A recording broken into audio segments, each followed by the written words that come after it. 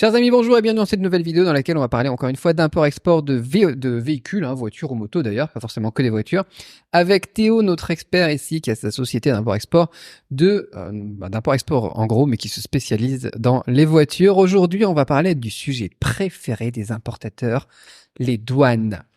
Les douanes, notamment pour importer un véhicule en France. Parce que il y en a trop là, des douanes et tout ça. Donc juste pour ce point spécifique, vous voulez importer par exemple une voiture chinoise, par exemple, vers la France, qu'est-ce qu'il nous faut comme papier?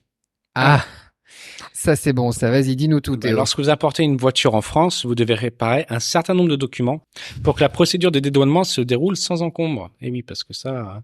Donc les documents nécessaires, il y en a quand même pas mal. Il y a le connaissement, c'est un contrat entre le propriétaire de la voiture et la société de transport.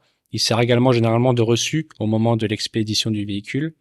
Il faut préparer la facture originale ou le contrat d'achat du véhicule. Ça permet d'indiquer les coordonnées du vendeur et de l'acheteur et ça permet d'avoir des informations relatives à la voiture, le prix total payé et généralement toutes les informations qui vont avec. Il y a les documents d'immatriculation du pays d'origine. Donc ça, faut les conserver, il faut les apporter. Il s'agit quelque part d'une preuve que votre véhicule a vraiment été légalement immatriculé dans son pays d'origine. C'est un peu une sorte de titre de propriété, quoi. C'est comme ça qu'on l'appelle dans certains pays. Il y a l'assurance. Donc faut avoir une preuve de couverture d'assurance qui permet de protéger le véhicule en cas de problème, même si c'est une assurance étrangère, c'est toujours bon de la montrer. Il y a la déclaration de conformité. Alors ça, c'est surtout si le véhicule a moins de 6 mois ou moins de 6000 km au compteur. C'est très spécifique. Vous pourrez avoir besoin d'un certificat de conformité européenne qui s'appelle le COC. Et c'est ce document qui prouve que le véhicule est conforme aux normes de l'Union européenne, que ce soit en matière de pollution, en matière de protection, en matière de pas mal de choses. Ça, c'est bien si on importe un véhicule depuis l'Allemagne, par exemple. Voilà.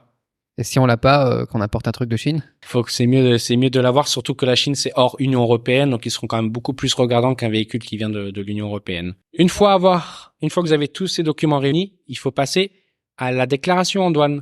Et là, c'est une partie marrante parce que lorsque la voiture arrive en France, vous devez la déclarer à la douane. Donc vous devez présenter deux documents, notamment un formulaire de déclaration en douane qui s'appelle le CERFA, numéro 10 76 6 petite étoile 04, donc pour ceux qui veulent. On mettra toute la liste des documents, oui, de toute façon, et peut-être une photo de à quoi ça ressemble à chaque fois. Carrément, j'ai les photos, j'ai tout ce qu'il faut. Dans la description avec la masterclass aussi, parce que Théo a une masterclass complète sur l'import-export de véhicules et on pourra ajouter ça aussi dedans. Au moment de la déclaration en douane, vous devez également fournir une preuve de la valeur du véhicule. Et s'il s'agit d'un véhicule d'occasion, par exemple, l'évaluation d'un concessionnaire automobile. Donc, si vous l'avez acheté en deuxième main et que vous n'avez pas forcément la valeur du véhicule, vous allez en concessionnaire, vous le faites évaluer et vous revenez avec la preuve d'évaluation du concessionnaire ou du garage qui signifie que votre voiture vaut tant. Et pour les taxes, ce sera beaucoup plus facile pour eux pour les déterminer. Parlons de taxes, on va passer au paiement des droits et taxes à l'importation. Ça aussi, c'est une partie marrante, surtout en France. Il faut savoir que les véhicules importés de l'extérieur de l'Union européenne sont soumis à des droits de douane, généralement 10% de la valeur du véhicule. Donc, si vous avez une voiture qui vaut 50 000 euros, préparez 5 000 euros de côté au moins, rien que pour ça. Et il y a la TVA, la taxe sur la valeur ajoutée, la fameuse taxe française, française d'origine française, qui est fixée à 20%. Donc, en gros, il faut calculer 30% du véhicule au niveau des taxes. Si la voiture est considérée comme neuve, donc moins de 6 mois ou moins de 6000 km, la TVA est due, même si elle a déjà été payée dans le pays d'origine. Donc, vous devez quand même la repayer. Ça, c'est quelque chose qui est très intéressant à savoir. Mais on peut la récupérer dans le pays d'origine ou pas?